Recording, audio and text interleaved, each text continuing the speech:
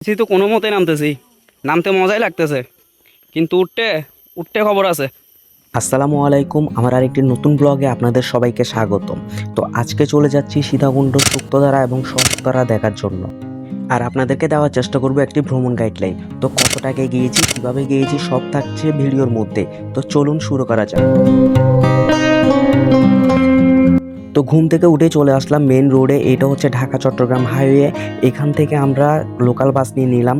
আর আপনারা যেখানে যাবেন সবসময় চেষ্টা করবেন লোকাল বাস নেওয়ার জন্য, কারণ এতে করে আপনার খরচ অনেকটাই কমবে। আর আপনারা যারা চট্টগ্রামের বাহির থেকে আসবেন অবশ্যই সীতাকুণ্ডে নামবেন অথবা ভাটিয়ারি নামবেন। ওইখান থেকে আপনারা লোকাল বাস পেয়ে যাবেন অথবা সিএনজি পেয়ে যাবেন। আমরা মাঝপথে নেমে গেলাম। এটা হচ্ছে ভাটিয়ারি। ভাটিয়ারি নামার কারণটা হচ্ছে যে বাস উঠেছিলাম সেই বাসের সিটগুলো অনেকটাই ছোট ছিল, যার জন্য আমরা কমফোর্টেবল ফিল করছিলাম না, তাই আমরা নেমে গেলাম ভাটিয়ারি। এই পর্যন্ত ভাড়া ছিল 20 টাকা। আর এই বাসটির ভাড়া ছিল জনপ্রতি 30 টাকা করে। আর এখানে 30 টাকা নিলেও কিন্তু অনেকটাই ভালো ছিল, কারণ এই সিটগুলো অনেকটাই বড় ছিল আর বসে অনেকটাই কমফোর্টেবল ফিল হচ্ছিল।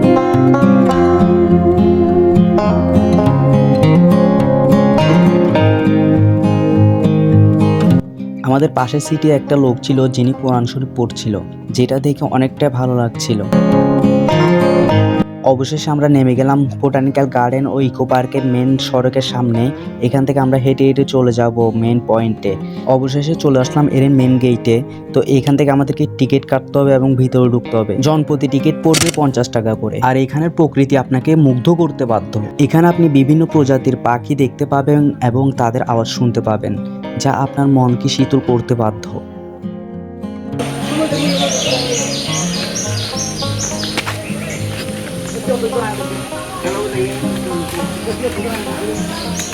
চাইলে আপনারা এখান থেকে সিএনজি নিতে পারবেন। সিএনজির ভাড়া পড়বে 300 থেকে 350 টাকা। আর যারা প্রকৃতিকে ভালোবাসেন, প্রকৃতিকে খুব কাছ থেকে দেখতে চান, তারা অবশ্যই আমার মতো হেঁটে যাবেন, তাহলে আপনারা প্রকৃতির পুরো আনন্দটা নিতে পারবেন। তাই আমরা হেঁটেই রওনা দিলাম। ঐতিহাসিক চন্দ্রনাথ পাহাড়ের পাদদেশে বাংলাদেশের প্রথম এবং এশিয়া মহাদেশের বৃহত্তম এই বোটানিক্যাল গার্ডেন ও ইকো পার্কের অবস্থান, যেটি 1998 সালে স্থাপিত হয়েছিল।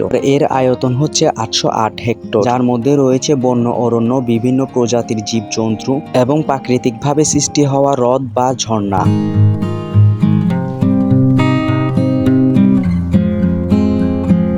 হাঁটতে হাঁটে চলে আসলাম শুক্তধারা যাওয়ার রাস্তায়। তো এখান থেকে সিঁড়ি বেয়ে সোজা নিচে নেমে যেতে হবে, যার দূরত্ব হচ্ছে 765 মিটার বা 2296 ফুট।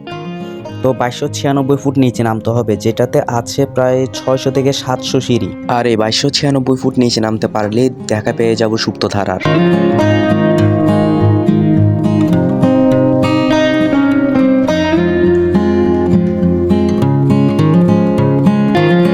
আঁকা বাঁকা পথ হয়ে নেমে গেছে সিঁড়িগুলো। আর সিঁড়িগুলো অনেকটাই খারাপ, যার জন্য আপনারা একটু সতর্কভাবেই নামবেন এখান দিয়ে।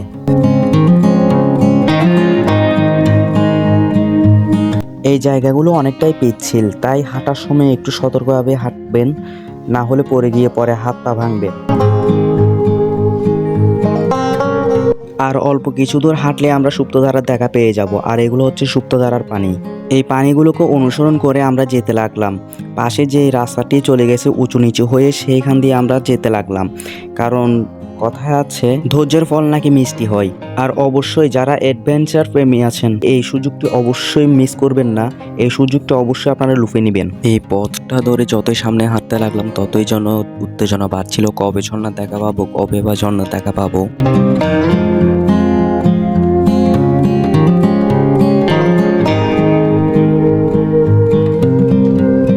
অবশেষে কষ্টের অবসান ঘটিয়ে অনেক বাধা বিপত্তি পেরিয়ে চলে আসলাম সুপ্তধারায়। আর এখন কোনো সিজন না, যার জন্য পানি অনেকটাই কম। সিজনে কিন্তু বর্ষায় আপনার অনেকটাই পানি থাকে, এর পরিপূর্ণ রূপ দেখা যায় বর্ষায়। আপনি যদি ঝর্ণার পরিপূর্ণ রূপ দেখতে চান তাহলে অবশ্যই আপনাকে বর্ষায় আসতে হবে। আর প্রতি বছর হাজারো দর্শনার্থী আসে এখানে ঘোরার জন্য।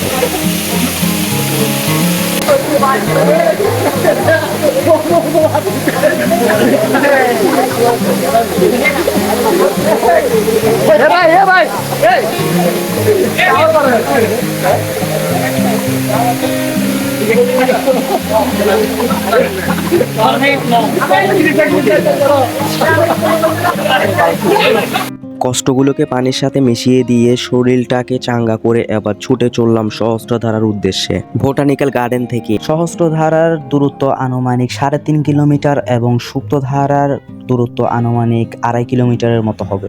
আর এই চন্দ্রনাথ পাহাড়ের দূরত্ব 5 কিলোমিটার। আপনি চাইলে চন্দ্রনাথ পাহাড়ও যেতে পারবেন এখান থেকে।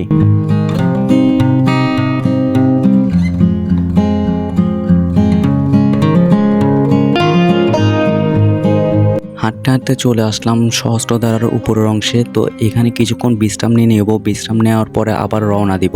তো এখান থেকে 188 মিটার নিচে যেতে হবে, তাহলে আমরা সহস্রধারা দেখা পাবো। তাই এখানে একটু বিশ্রাম নিয়ে আবারও রওনা দিব। সত্যি বলতে শরীরটা অনেকটাই ক্লান্ত হয়ে গেছে, কারণ অনেকটা পথ হেঁটে আসতে হয়েছে সেই জন্যেই। ভাই 565 ফুট নিচে যাইতে হবে। দেখি কি হয়, কপালে কি আছে দেখি। এখানে রয়েছে প্রায় 300 থেকে 400 সিঁড়ি, যা অনুমান করে বলতে হচ্ছে, কারণ আমাদের অতটুকু গণা হয়নি। ভাই ওঠার সময় খবর হয়ে যাবে, আর কিছু না। নামতেছি তো কোনো মতে নামতেছি, নামতে মজাই লাগতেছে, কিন্তু উঠতে উঠতে খবর আছে। আর এটা হচ্ছে সিঁড়ির শেষ পয়েন্ট। এটা পার হয়ে কিছুটা দূর গেলে আমরা দেখা পেয়ে যাব সহস্রধারার। আর এখানে একটু সাবধানতা অবলম্বন করবেন, কারণ জায়গাটা অনেকটা পিচ্ছিল।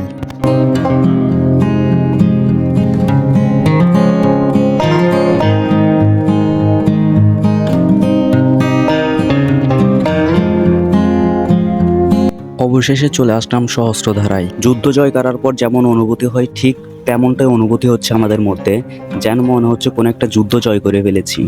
আর আগে বলে রাখি, এই ঝর্ণার যদি পূর্ণরূপ দেখতে চান তাহলে আপনারা অবশ্যই বর্ষায় আসবেন, না হলে এর পূর্ণরূপ দেখা যাবে না। বর্ষার সিজন ছাড়া এমনি সিজন আসলে আপনি পানির পরিমাণ অনেকটাই কম পাবেন, আবার এতটাও কম না যাতে আপনার মন খারাপ হয়। আপনি যথেষ্ট পরিমাণে পানি পাবেন বর্ষা ছাড়া।